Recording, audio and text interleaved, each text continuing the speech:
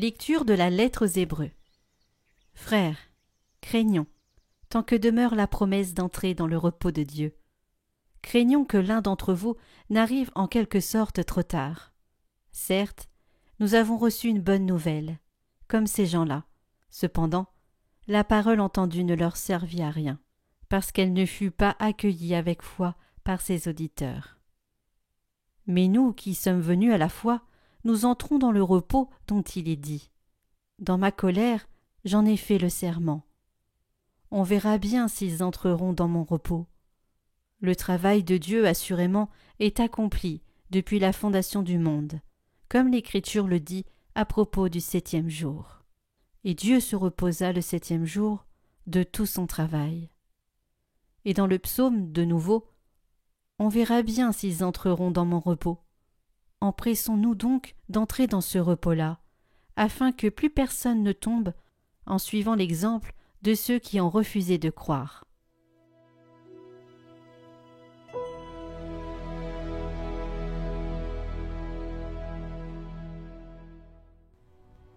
N'oubliez pas les exploits du Seigneur.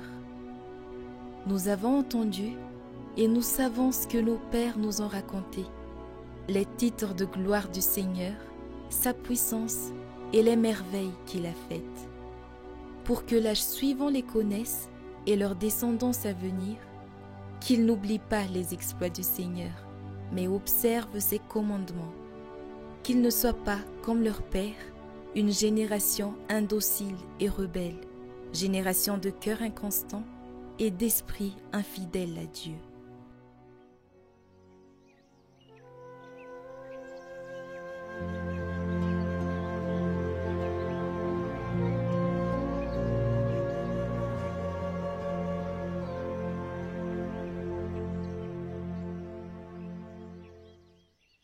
Évangile de Jésus-Christ selon saint Marc.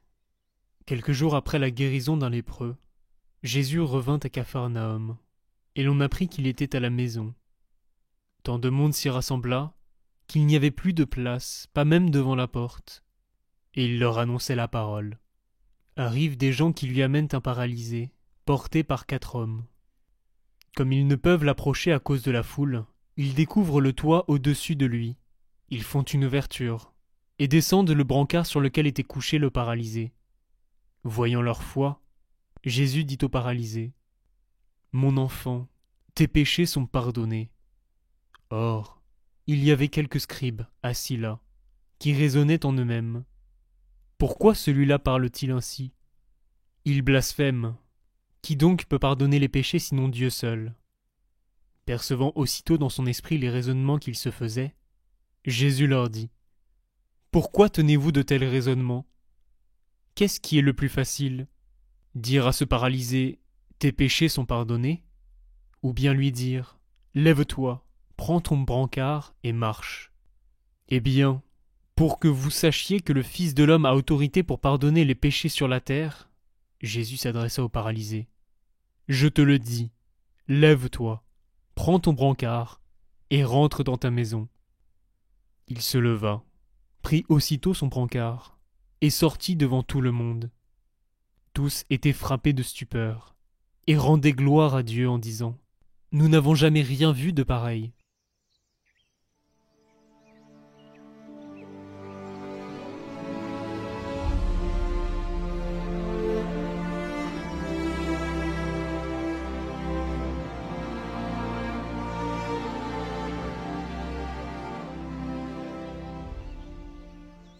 Commentaire de saint Jean Chrysostome.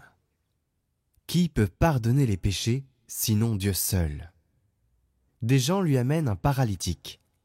Les évangélistes racontent qu'après avoir percé le toit, ils ont descendu le malade et l'ont déposé devant le Christ, sans rien demander, laissant faire Jésus. Au début de son ministère, dans toute la Judée, c'est lui qui faisait les premiers pas et n'exigeait pas une si grande foi. Ici, ce sont eux qui sont venus vers lui, et une foi courageuse et vive leur a été demandée.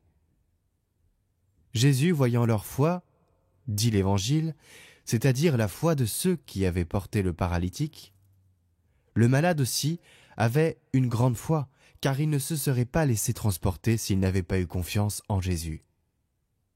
Devant tant de foi, Jésus montre sa puissance et avec une autorité divine, pardonne les péchés du malade, donnant ainsi une preuve de son égalité avec son Père.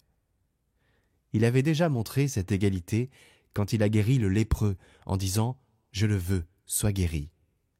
Quand il a calmé la mer déchaînée et quand il a chassé les démons qui ont reconnu en lui leur souverain et leur juge.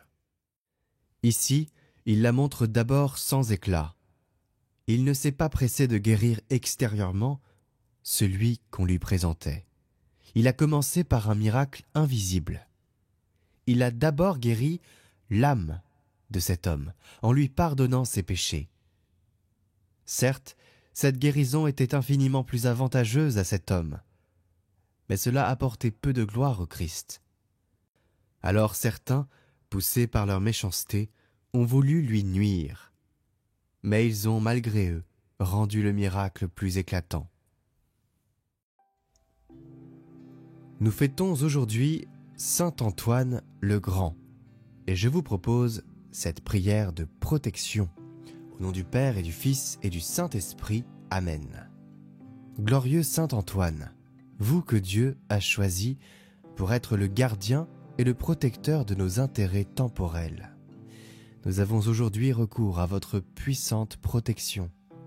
Obtenez-nous de Dieu le pain quotidien et les choses nécessaires à la vie. Priez le Seigneur de donner à la terre, suivant les saisons, soit la pluie fécondante, soit la lumière et la chaleur du soleil. Qu'il daigne bénir nos champs et nos moissons, nos maisons et nos vergers. Grâce à vous et par vous, qu'il bénisse les semences et nos jardins, les humbles produits de nos basses-cours et tous nos animaux. Grand Saint Antoine, guérissez tous les maux dont notre corps est souvent accablé. Donnez-nous la force de les supporter avec foi et résignation, en vue de posséder un jour le bonheur du ciel. Amen. Saint Antoine le Grand, priez pour nous.